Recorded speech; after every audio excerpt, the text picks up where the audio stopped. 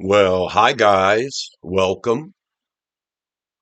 And who dat? I'm Joe. Thanks for tuning in to Rosenfield 10, where I cover our beloved Bless You Boys in black and gold, the New Orleans Saints. If you're a Who Dat fan, subscribe to this channel because I love the Saints as much as you do. I'm just a friend or a coworker. I'm just a fan. And I talk about the Saints, and you get to hear what I'm thinking. You leave your comments. I respond to my comments. Let me know what you're thinking.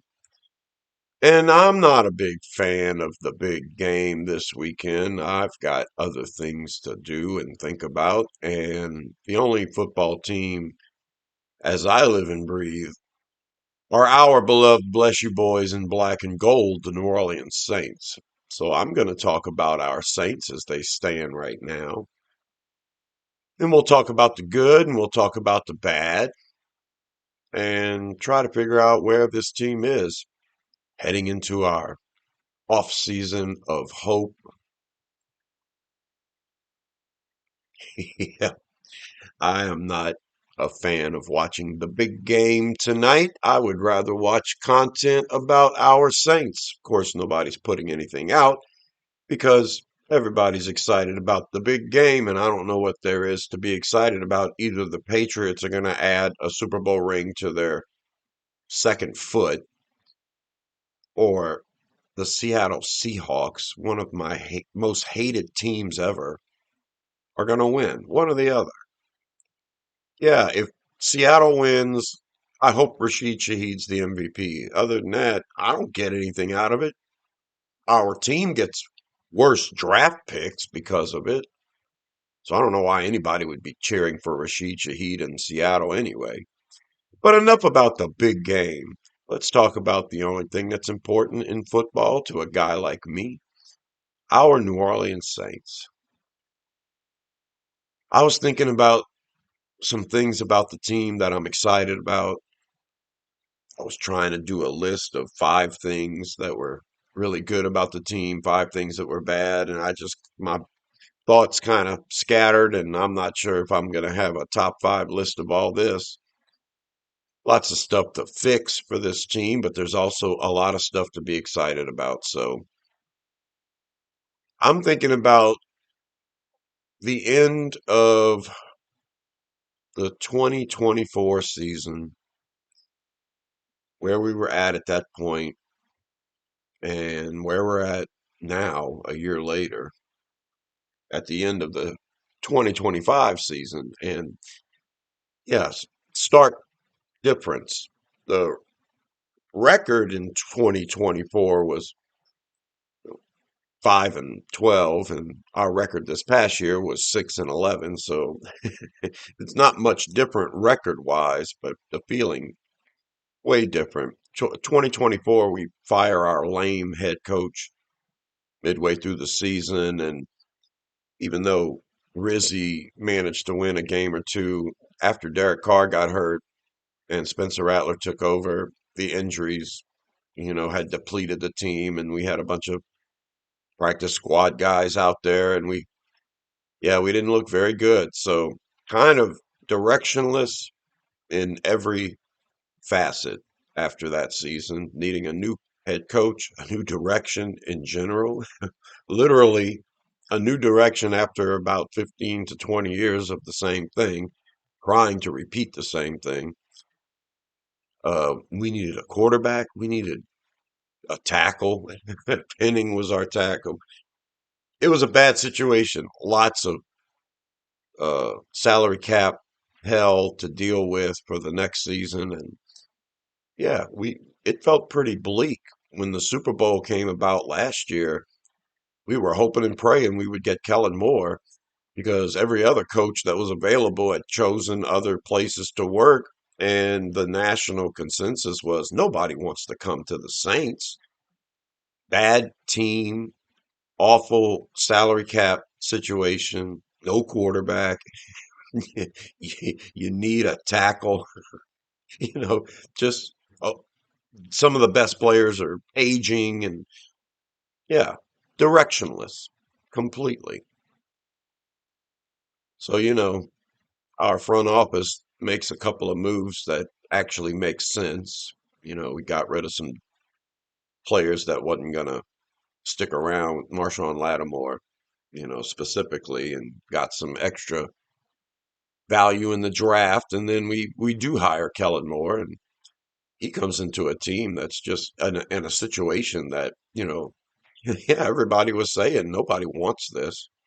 When Kellen Moore took the job, it was like, oh, okay, well, it was a job, it was available, and he gets his chance to be a head coach. Congratulations for him.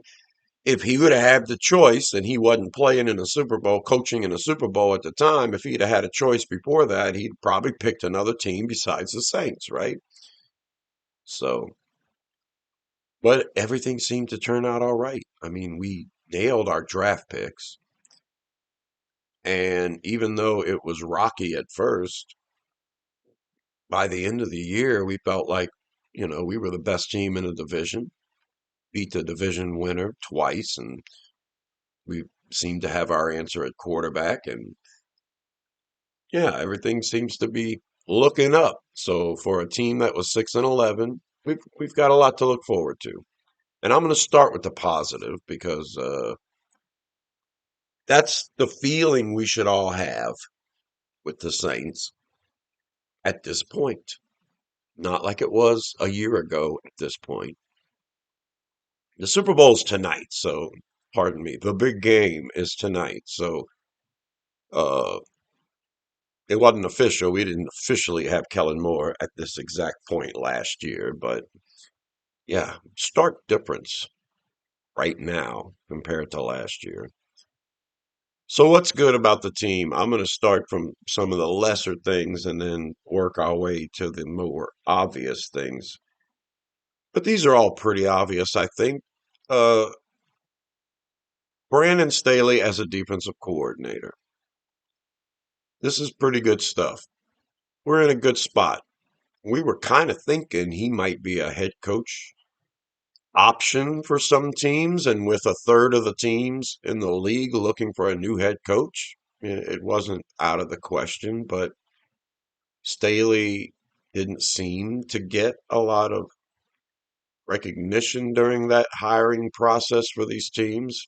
I don't recall him interviewing for a head coaching job, but he was asked by the media if that was something that interested him, and he did say, yeah, it's always going to be an aspiration of his to be a head coach, but he's happy with where he's at right now. Well, I hope that he's so happy that he wants to continue this. It's it's kind of like the thing. You find success, and then your coordinators get hired by other teams looking for that success, and you have to rehire. I mean, when Detroit lost both of their coordinators last year to head coaching jobs,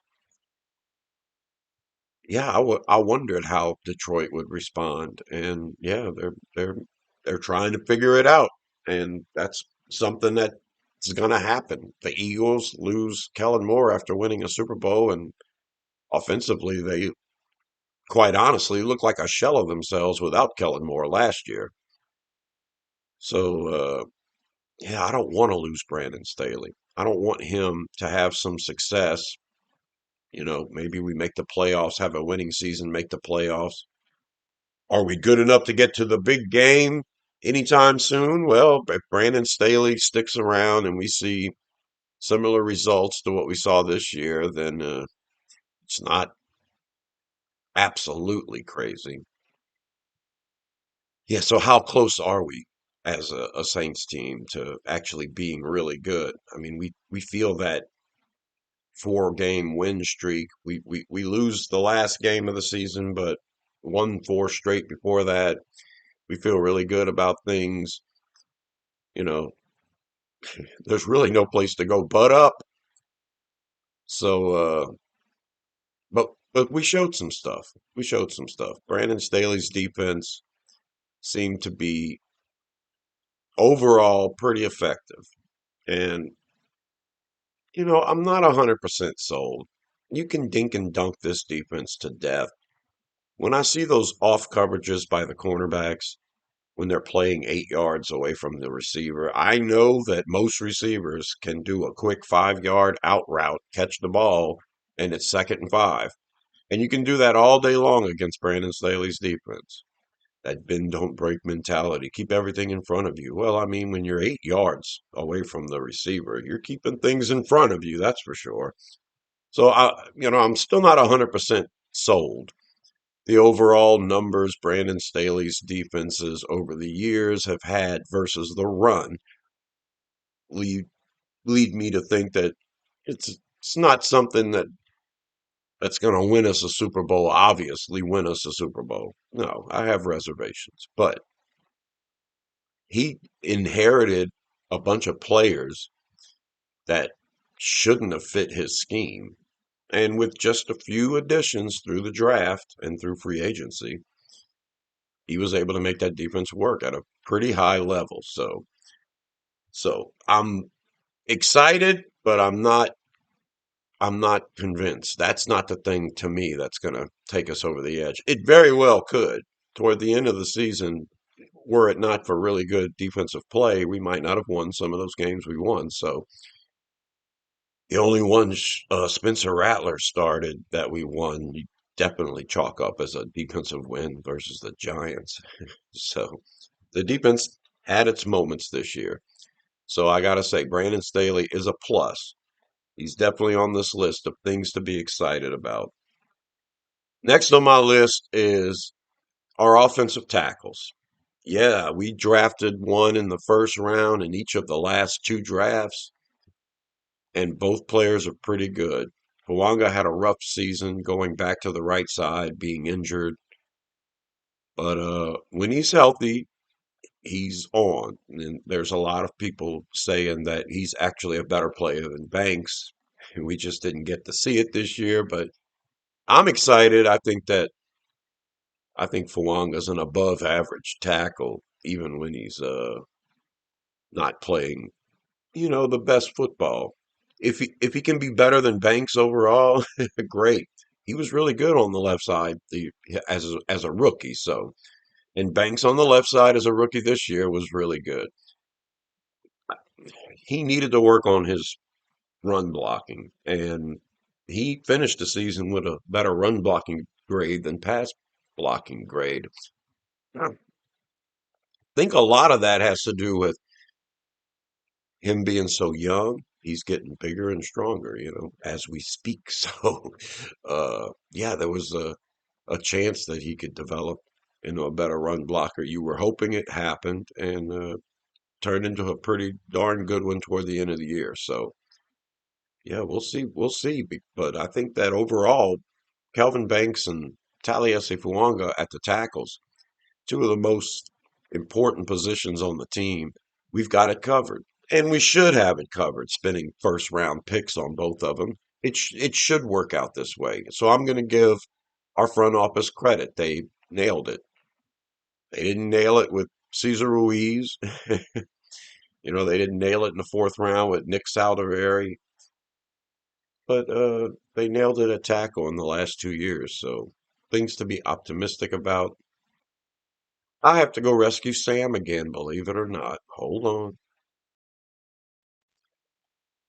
All right, I'm back, and now Sam's at my feet, and of course he's going to rub on the camera. So, my Samuel Davis Mills Jr. Yeah, I'm going to get you a jersey with number 51 on it. You could be my little Hall of Famer. So, Banks and Fuanga, great players. You needed to nail that. This coaching staff came into a situation where they didn't know what was going to happen at quarterback. And, Derek Carr was healthy, but you knew you had to move away from that. And, yeah, you also had issues on the offensive line. And, yeah, I'm glad they addressed tackle in the first round because Penning wasn't it. And, yeah, we'll see what kind of draft pick we draft in the 2027 NFL draft when we go ahead and get that extra 6th round pick. I'm assuming the guy we draft in 2027 in the 6th round to take Penning's place on the roster ends up being more productive than Penning. We'll see. Penning was a starter, just wasn't a very good one. So we fixed that. Tackle's done now. Sam, don't do that. Banks and Fuanga. So what's next on the list? I think our core of receivers, receiving threats, could be a major plus. I think it's a good deal right now. We talk about Tyler Shuck elevating the play of the players, and we got injured, and by the end of the year, he was throwing touchdowns to guys that had only been on the practice squad for half a year, really, and having lots of success. So we give Shuck a lot of credit for that. We got to give these receivers credit too, but we were pretty depleted there toward the end. I think that Tyler Shuck can make good players pretty good, really good, better. He can make no-name players have a name on a Sunday, and he can make really good players even better. He showed that with Olave and tight end Jawan Johnson. That happened. That was pretty obvious. And yeah, Olave's a good receiver, much better with Shuck in there. And Jawan Johnson's a decent player who put up some really good numbers this year, especially when Shuck got in the mix. Jawan was doing pretty good all year. So we can be excited about Chris Olave and Jawan Johnson. I think we can be excited about that. You know, the way they played at the end of the year, my cats, is pretty awesome. So let's be excited about that. But I think there's some players in the receiving core beyond that we don't know about yet. And all I can judge this on before, we get the evidence is the track record this coaching staff and this front office has had as a unit so far. They didn't miss in the draft. The players that weren't great in the draft haven't had a chance to show greatness yet, basically. So, yeah, I don't think there were very many, if any, misses in the draft. In free agency, I don't think there were any misses. We made some pretty good moves. Justin Reed turned out to be a solid starter, and we needed him. Uh, the depth we got at the offensive line with Dylan Redunds and Luke Fortner uh, ended up working out pretty good for us. No, we need an upgrade, certainly, but it wasn't the cluster F that the 2024 was when we started losing offensive linemen. No, Dylan Redunds and Luke Fortner, those moves were pretty good. Awesome Richards and Sherman, trying to get that offensive line straight when you didn't have pieces to begin with. I just think the team made really good moves. I mean, the things worked out. I don't think Richards is the future backup tackle on this team at all. But compared to what we had before we went and got him, compared to what we were dealing with the year before, yeah, all of the moves seem to work. So I'm basing this on all of that. If all of these guys worked out that we picked up with this coaching staff, then why can't these wide receivers be an extension of that? Jalen Polk, I was excited about him coming out of Washington. There was the three-headed monster. It was Roma Dunze, Jalen McMillan, and Jalen Polk. And all three of them were pretty good players. And yeah, I think Dunze was a first-round pick. I think McMillan went to Tampa Bay, maybe in the second round, maybe the third round. I think Polk was a second-round pick.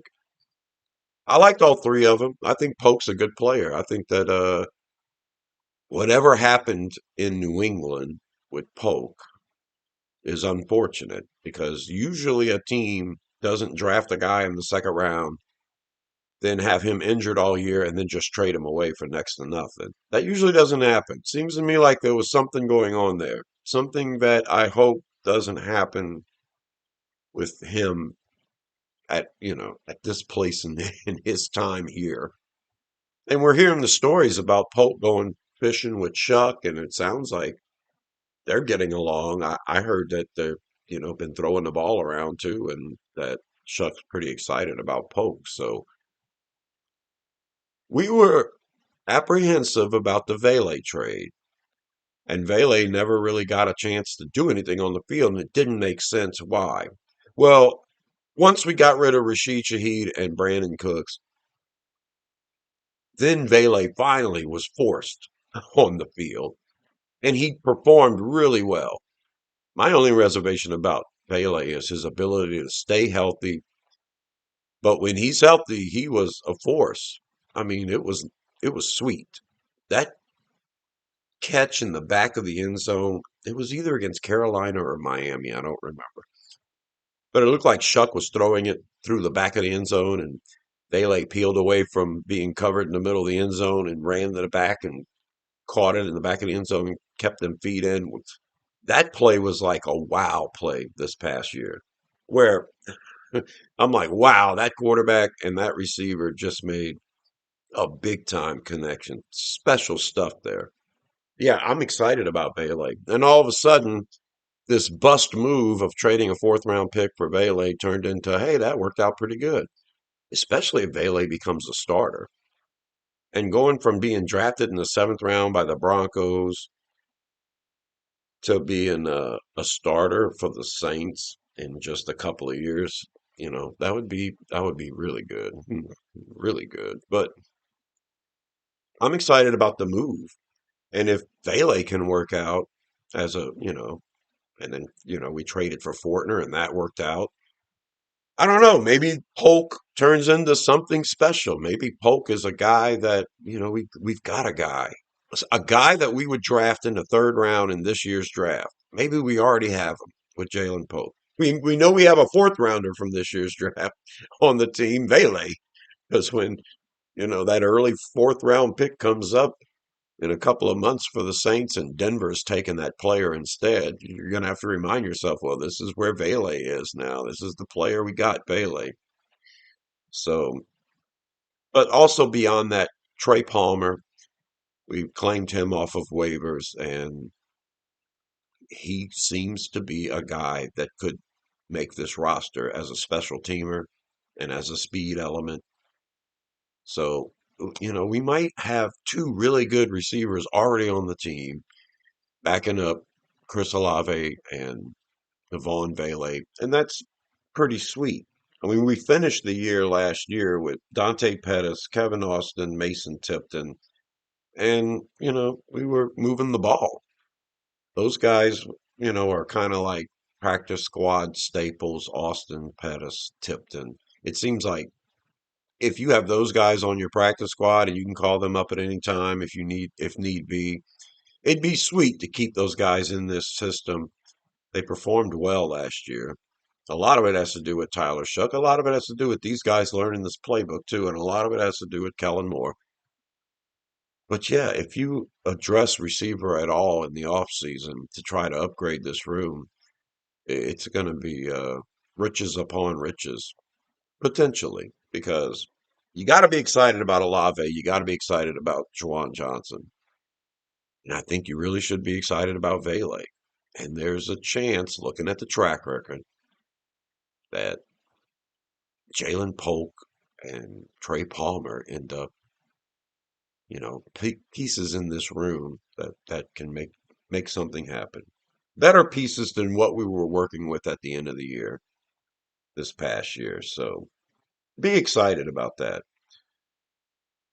But of course, the number one thing we're all excited about is the marriage of Kellen Moore and Tyler Shuck. It seems like if you can get the coach quarterback combo right, then yeah, you're going places. And Tyler Shuck, 5-4 as a starter, blew my expectations away. I didn't think he could win 5 out of 9 games. I mean, I was thinking maybe 5 games total. I was thinking we would finish the year 7-10, and I thought it would be, Rattler and Shuck, a combo would get us to 7 wins. Certainly didn't think that Shuck would win 5 games out of 9 starts. But that's what happened, and we can be excited. The man made some incredible passes. I think in the last game against Atlanta, at the 2 minute warning was the first play after the 2 minute warning. He made this pass to I think Dante Pettis that was just it was one of those Justin Herbert, Patrick Mahomes, Josh Allen, Lamar Jackson kind of passes. It was a pass that it was like, okay, that arm angle was crazy. The strength, the velocity it took for the pass to get there, the accuracy, the movement that he displayed to get to the spot to throw the ball, the fact that he got the ball away, all of it was just beautiful. He had moments like that all year long. They were wow moments against Tampa Bay when he got out of that pressure and took off running for a touchdown, and everybody realized how fast he was. The ability for this team actually to be able to use the run pass option or for Shuck to hand the ball off or to keep it himself a run option. We didn't even really milk that a lot this past year. As far as Shuck keeping it and running it himself, we did it a few times. And I think it could be a big part of this offense. So hold on one sec. Okay. So yeah, Shuck is a guy we should all be pretty excited about. I'm very excited. I think that he could be one of the best quarterbacks in the league. I think very quickly he could be among the top 10 in this league. I mean, just look at what he was doing in the fourth quarter of games on third down, leading the league in completion percentage and amassing all of these yards when this offense couldn't do anything at the beginning of the year.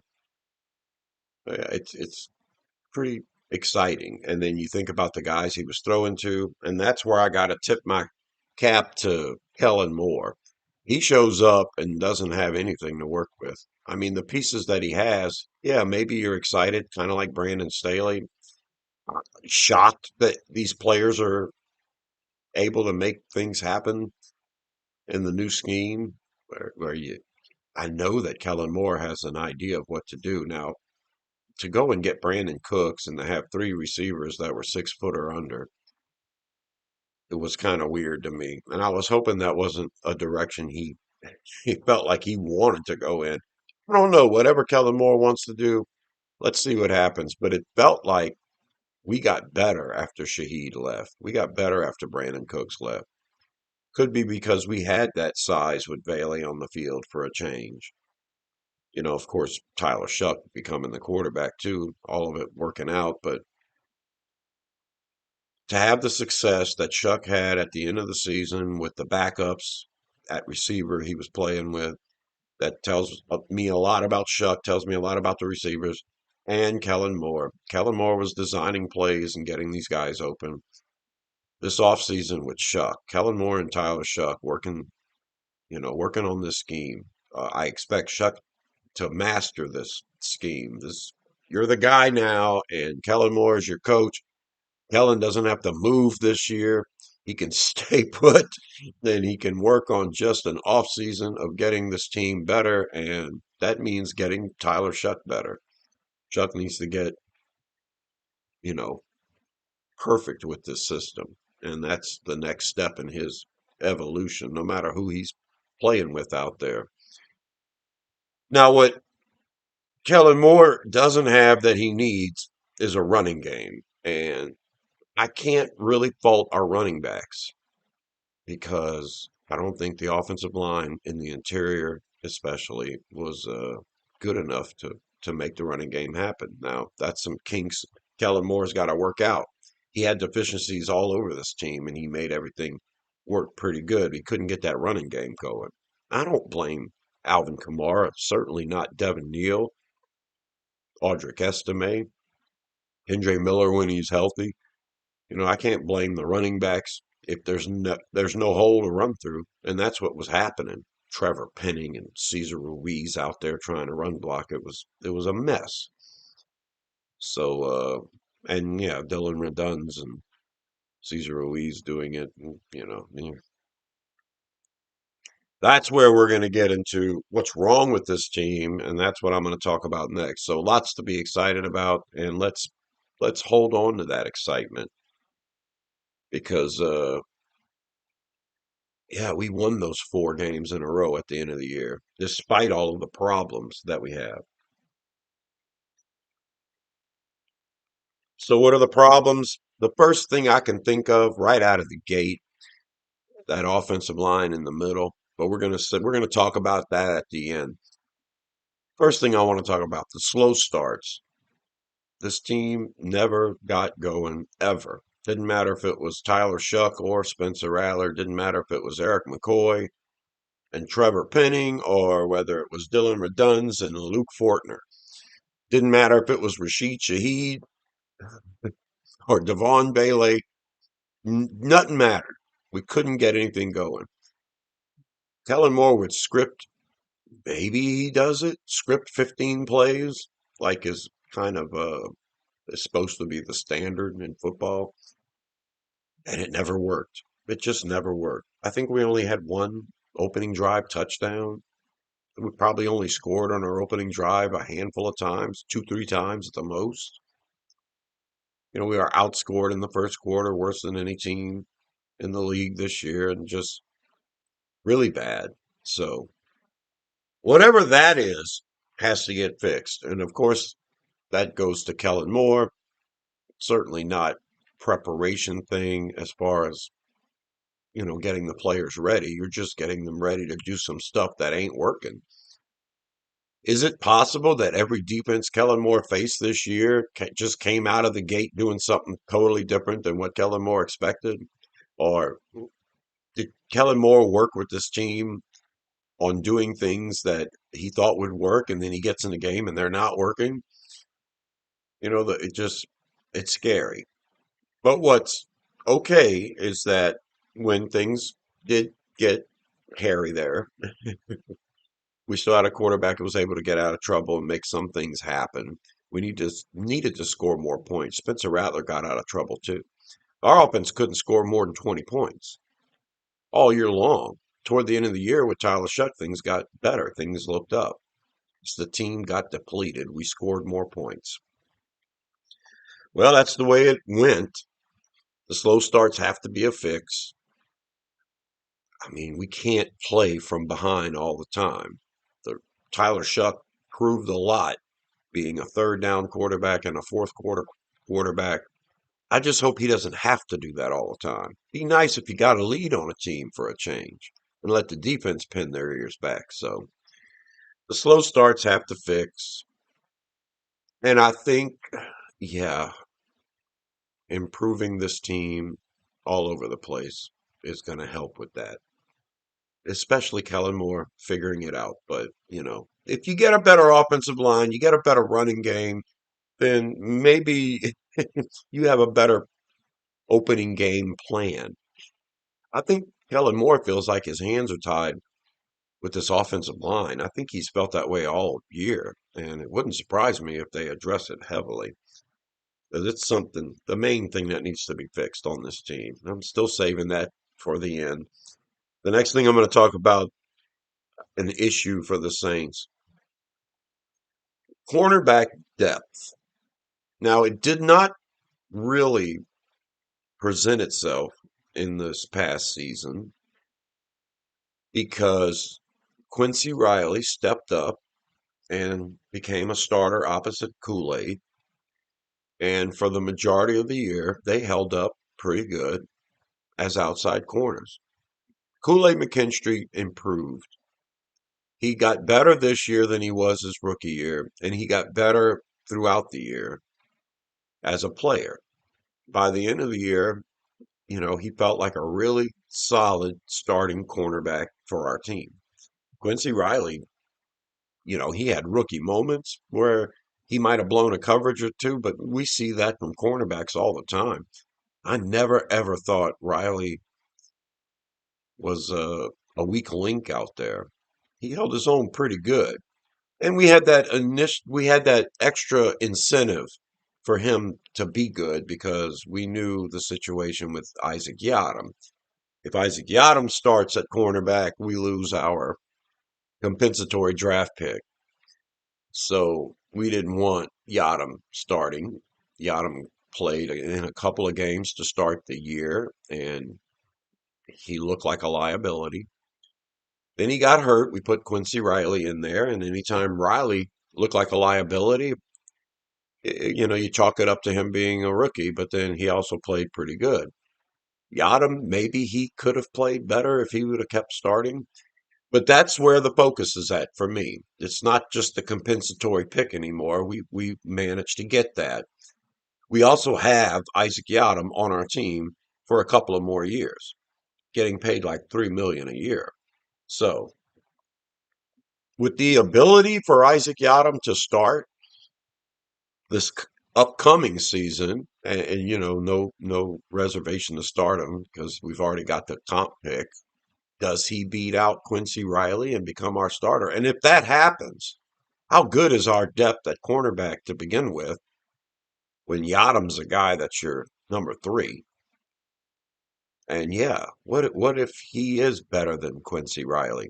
What if he is the starter next year instead of Riley? Well, I don't think that's going to happen. Riley is a handpicked guy by this coaching staff and Brandon Staley. Brandon Staley brought over Isaac Yiadom, expected that to work. So anyway, let's not flirt with that any longer.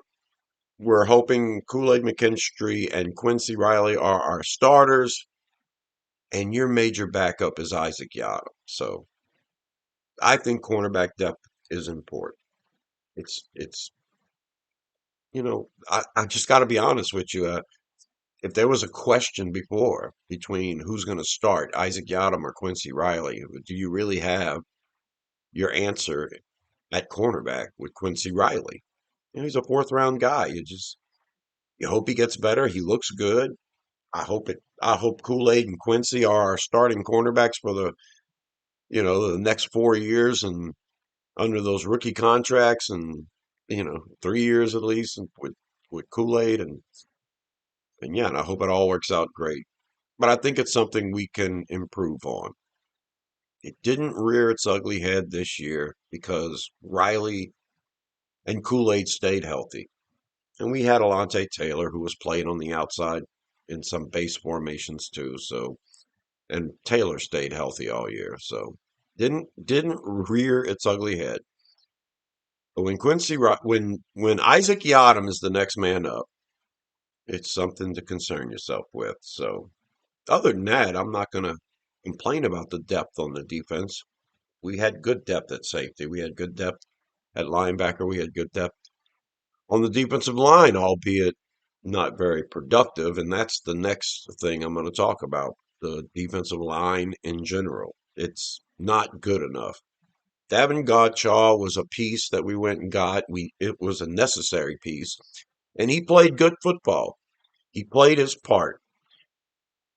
And then the guys next to him, Nathan Shepard, Jonathan Bullard, Brian Bresee.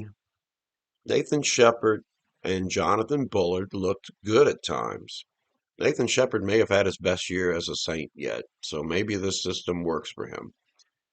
But is he really the starting caliber defensive end you want on this team?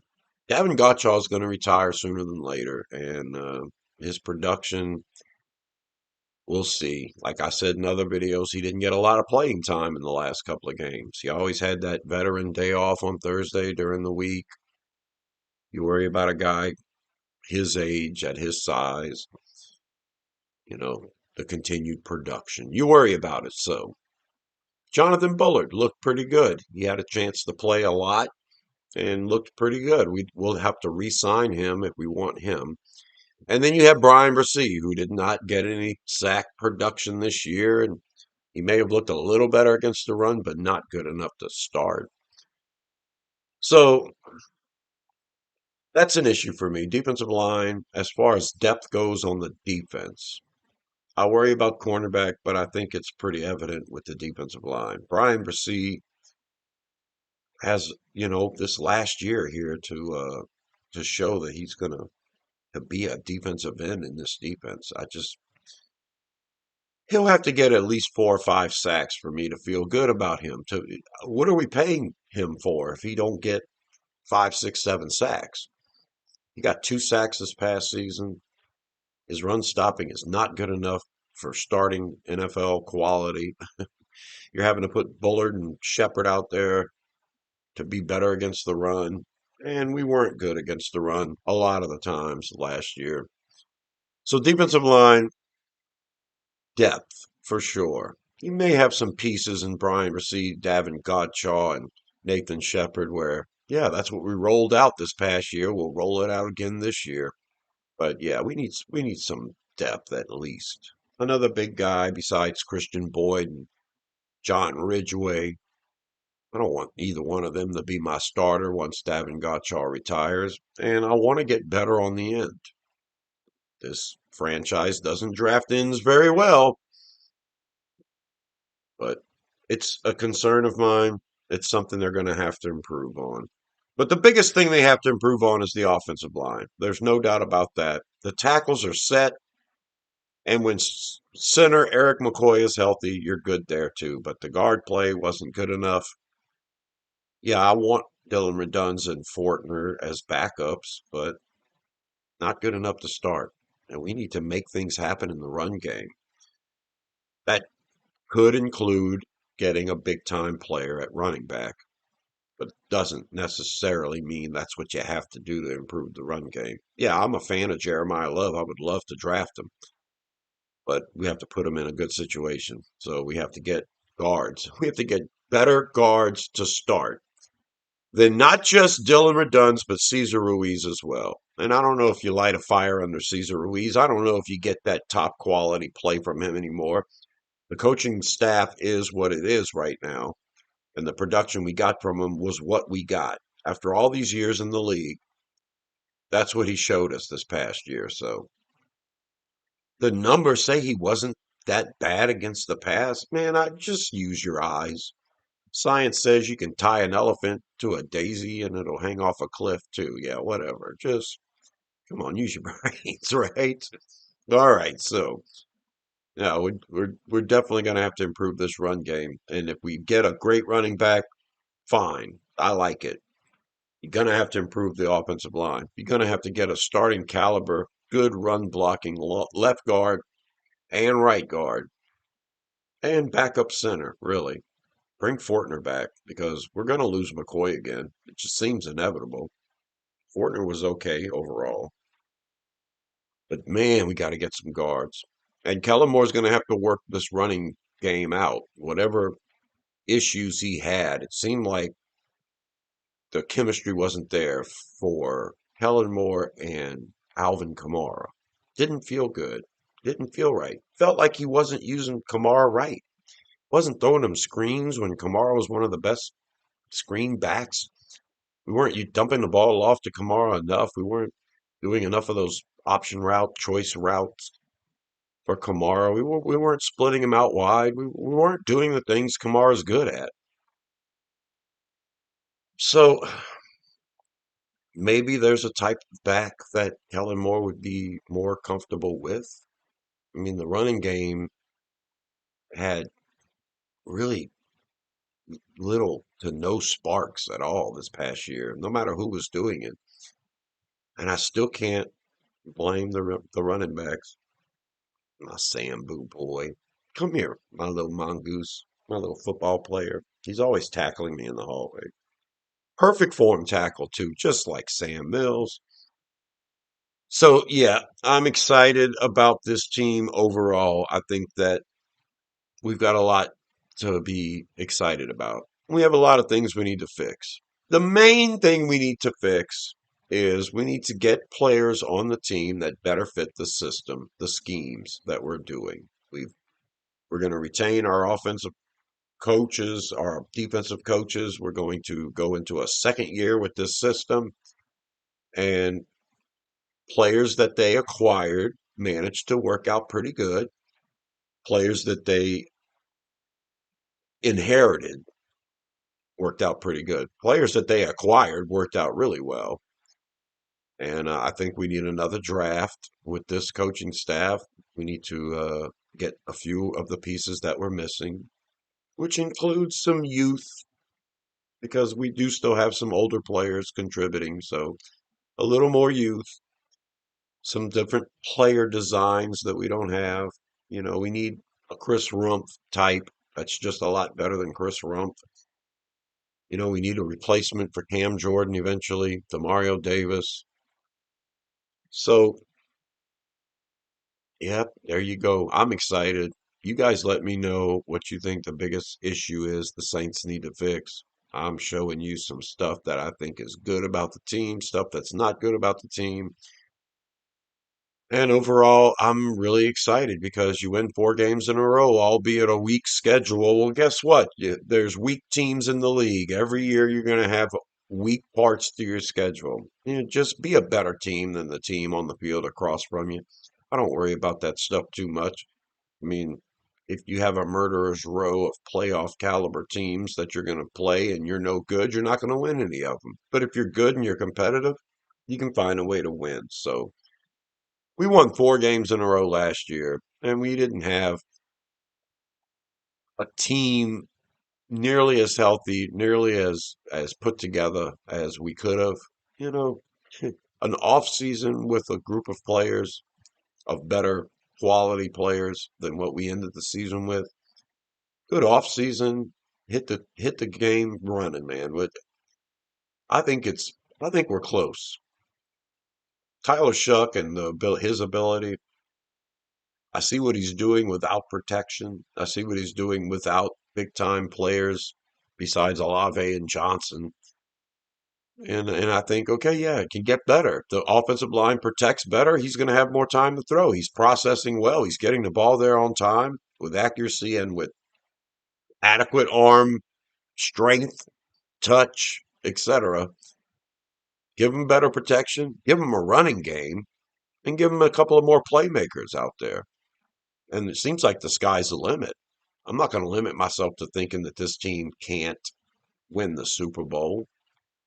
The 4 NFC teams that finished this year closest to the Super Bowl, we played all 4 of those teams. We lost all 4 of those games. That Chicago game wasn't out of reach. The Rams game, it could have been a hell of a lot better. Maybe if we could have got 15 more plays, no telling. The Seattle game was cringe. And then who else? San Francisco. We almost won that one. So it's not out of the possibility to see us in the mix next year. If we win this division, get into the playoffs, manage to win a game, and put ourselves in a divisional round, all 4 of those teams we played last year. And yeah, this team could be a lot better. And I won't say never. So I'm excited. Are you guys excited? Are you guys thinking Tyler Shuck can be a top 10 quarterback in this league? Might be pretty close already. I'm excited about him. There's not few quarterbacks. There's few quarterbacks in this league that I would get rid of Tyler Shuck for. Almost none. When you consider age and salary and everything else, there's almost nobody I would want right now for this team than Tyler Shuck. You've got players all over the league talking about how good he is. Did you guys see wide receiver Cornell Tate out of Ohio State coming out of the draft doing that interview? Uh, they asked him where he would like to go, and the host tried to push Josh Allen and the Bills as a good team for him to be drafted to. And then Carnell Tate started thinking about it. He said, man, I like what Tyler Shuck's doing with the Saints. And when you hear the number 1 wide receiver in the draft talking about, hey, I'd like to go play with Tyler Shuck and the Saints, well, that gets me excited. It's not just really good offensive linemen in our division cringing at the thought of having to play him every twice a year every year. It's not just our own best players, potential future Hall of Famers and Cam Jordan and Mario Davis talking about how good he is. It's not just all of the quarterbacks in the league giving him kudos. Hold on one sec. All right, I'm back, and I actually forgot what I was saying. Wife called. She's working concessions on the Mardi Gras full parade route for our son's school, and he's also marching in the band during one of the many Mardi Gras parades we're having for the next couple of weeks. So she was calling me, giving me an update, and I forgot what I was saying. Other than that, subscribe to Rosenfield 10 for more videos about the Saints. I'm not excited about the big game. I wanted to talk about our Saints. And I hope you guys enjoyed this. Just a little Saints talk. Let me know in the comments what you're thinking about all of it. Thanks for tuning in, and until the next one, remember to subscribe, and I'll talk to you later. Who dat?